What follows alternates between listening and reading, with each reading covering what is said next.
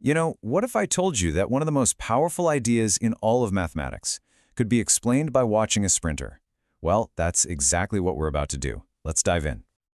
Okay, so picture this, an Olympic athlete just flying down the track. They finish the 100-meter dash in, let's say, just under 10 seconds. But that's not the really interesting question, is it? The real question is, how fast are they going at the 2-second mark, or at 7.5 seconds? How fast are they moving in one single frozen instant?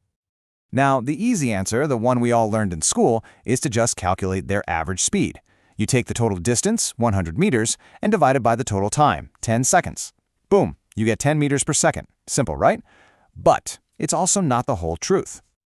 Think about it. No sprinter just holds a steady 10 meters per second. They explode out of the blocks, they accelerate like crazy, they hit this amazing top speed somewhere in the middle, and then they're just fighting to hold on to it until the finish line. Their speed is always changing. And this brings us to a really crucial difference. On one side, you have average speed. It's a summary, the big picture of the race. But on the other side, you have instantaneous speed. That's the speed at one precise moment, and that is the real story we want to get to. So, let's call this the sprinter's speed problem. How in the world do we get from that simple average to a super precise, instantaneous speed? Well, in the world of calculus, what we've been calling average speed gets a slightly fancier name, the average rate of change. But don't let the name fool you. It's exactly what it sounds like, just the change in distance divided by the change in time. And we can actually see this. If we were to graph the sprinter's position over time, the average speed between any two moments is just the slope of the straight line connecting those 2 points on the graph. In math, we call that a secant line. And this takes us right back to our main problem. To find the slope of a line, you need 2 points. But we want the speed at just one single point in time. So how do we do it? The solution is just incredibly clever. We're going to use the thing we know how to do, the average, to figure out the thing we don't, the instant. Here's the big idea. We take our 2 points on the graph, and we just start sliding one of them closer and closer to the other one. We're making that time interval smaller and smaller and smaller, basically zooming in on that one moment we care about. Let's see how this plays out. Suppose we want the speed right at the 2-second mark. First, we could calculate the average speed between 2 and 3 seconds. Okay, but for a better guess, how about between 2 and 2.1 seconds?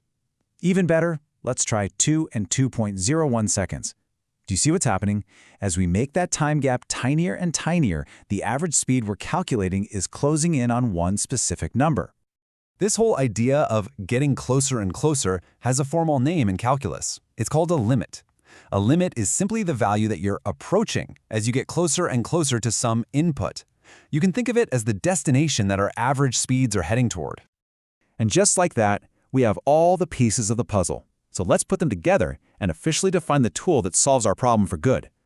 And here it is, the derivative. It's the official term for the instantaneous rate of change. Now, I know this formula looks a little intimidating, but trust me, it's exactly what we've been doing.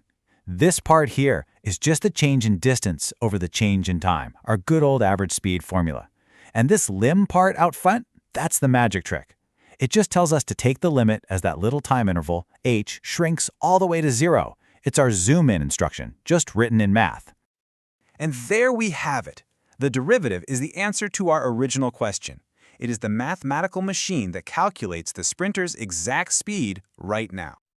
Okay, so we've got the formula down, but what does the derivative actually look like? For that, let's head back to our graph.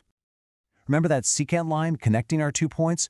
Well, as we start to shrink that time interval to 0, sliding one point right on top of the other, just watch what happens to the line. It starts to pivot until it settles into this perfect position where it just skims the curve, touching it at that single, precise point we're interested in. This new line is called a tangent line. And this is the brilliant part. The numerical value you get from calculating the derivative, that number is exactly the slope of this tangent line on the graph. They are two sides of the same coin. So, what does this actually tell us? Well, when the sprinter is at their absolute top speed, the graph of their position is really steep. So the tangent line has a steep slope. A big slope means high speed. But right at the beginning of the race, the graph is much flatter because they're just getting started. The tangent line has a shallow slope. A shallow slope means a lower speed. The slope of that tangent line is the speed at that instant.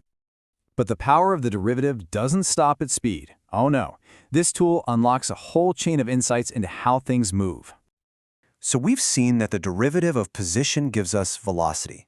But what if we take the derivative of the velocity? Well, that would tell us how fast the velocity is changing. And what do we call a change in velocity?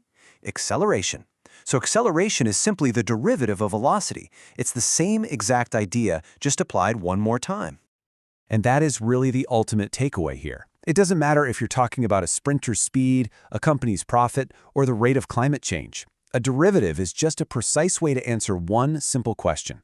How fast is this thing changing right at this very moment? This one idea completely revolutionized science, engineering, economics, pretty much everything. Which leaves us with one final thought. If we have a tool that lets us measure the rate of change for almost anything at any given instant, what can't we analyze?